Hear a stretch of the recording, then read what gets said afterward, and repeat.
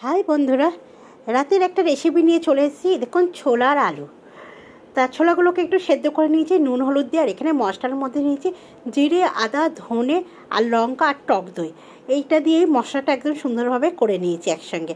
আর ফোড়নে নিয়েছি তেজপাতা, শুকনো লঙ্কা। কড়াইতে তেল দিয়ে দিয়েছি, দিয়ে কিন্তু তেজপাতা আর শুকনো লঙ্কাটা আমি আগে তেলের মধ্যে দিয়ে দেবো, দিয়ে একটু নাড়াচাড়া করে নেবো বন্ধুরা। তাই রাত্রে একঘেয়ে আমি আলু পটল সবজি খেতে কিন্তু একদম ভালো লাগছিল না, তাই ভাবলাম এরকমভাবে একটা রেসিপি করে নিলে কিন্তু খুব সুন্দর লাগে খেতে এই ছোলা আলুর রেসিপিটা। তার মশলাটার মধ্যে কিন্তু আমি মশলাটা দিয়ে দিলাম একদম কড়াইয়ের মধ্যে, দিয়ে কিন্তু আবার মশলা ধোয়ার জলও একটুখানি দিয়ে দিলাম, দিয়ে কিন্তু সুন্দরভাবে নাড়াচাড়া করে এবার এর মধ্যে দেবো আমি একটুখানি হলুদের গুঁড়ো দেবো। এই দেখুন, হলুদ দিয়ে দিচ্ছি একদম সামান্য, খুব সুন্দর লাগে খেতে। পরিমাণ মতো হলুদ দিয়ে দিলাম। রাতের বেলা কিন্তু এরকম তরকারি থাকলে রুটি ভাত, একটু লবণ দিয়ে দিলাম, রুটি ভাত সব কিছু দিয়েই লুচি দিয়েই কিন্তু খাওয়া যায়। নাড়াচাড়া করে একটুখানি কালারের জন্য একটুখানি লাল মির্চি যেটা বলা হয় সেই লঙ্কার গুঁড়োটা আমি দিয়ে দিলাম, দিয়ে সুন্দরভাবে এবার এটাকে কিন্তু কষবো। মশলা মানে যত কষা তত কিন্তু সেই তরকারি খেতে কিন্তু খুব সুন্দর লাগে বন্ধুরা। তাই মশলাটাকে আগে মশলাকে কষানো, তারপরে সমস্ত কিছু। আর এই তরকারিটা কিন্তু আমাদের বাড়িতে সবাই খেতে ভালোবাসে, একদম টক টক ঝাল ঝাল, যেহেতু টক দইটা দিয়েছি সুন্দর লাগে। দেখতেই পাচ্ছেন কালারটা এখনই কত সুন্দর ঢুকে গেছে। এটা কিন্তু কষাতে হবে অনেকক্ষণ। এই দেখুন বন্ধুরা, কালারটা দেখছেন, অসাধারণ কালার এসে গেছে। এর মধ্যে দেবো একটু আমি টমেটোর সস। যেহেতু আমি কাঁচা টমেটো কিন্তু ব্যবহার করিনি, এখানে কিন্তু আমি সস ব্যবহার করছি বন্ধুরা, তাই একটুখানি সস দিয়ে দিলাম। দিয়ে কিন্তু টমেটোর সসের যে বাটিটা থেকে নিয়েছিল সেটার একটুখানি জল দিয়েও ধুয়ে দিয়ে দিলাম, দিয়ে এটাকে কিন্তু সুন্দরভাবে কষাবো। যত কষাবো তত কালার ঢুকবে, তত খেতে সুন্দর বন্ধুরা লাগবে। দেখতেই পাচ্ছেন মশলাটা দেখেই কিন্তু অসাধারণ লাগছে দেখতে কিন্তু।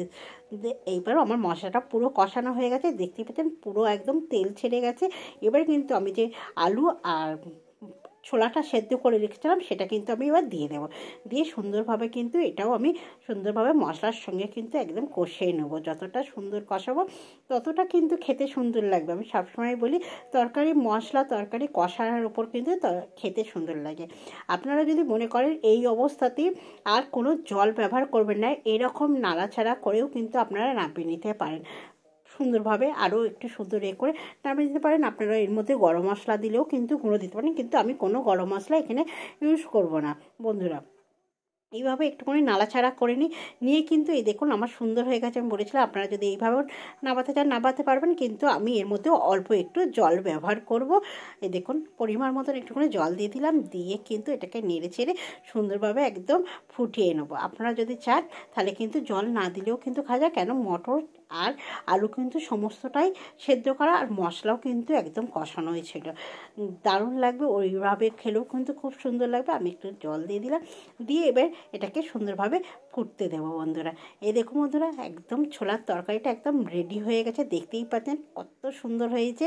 দেখছেন যে কোনো জিনিস দেখতে যদি সুন্দর হয় তখন কিন্তু অনেকটা খাওয়া বলতে গেলে হয়ে যায়, তাই না? মন থেকে যদি জিনিসটা ভক্তি হয় যে হ্যাঁ দারুণ হয়েছে, লোভনীয়, তাহলে কিন্তু খেতেও কিন্তু খুব সুন্দর হয়, মনটাও কিন্তু শান্তি শান্তি হয়ে যায়।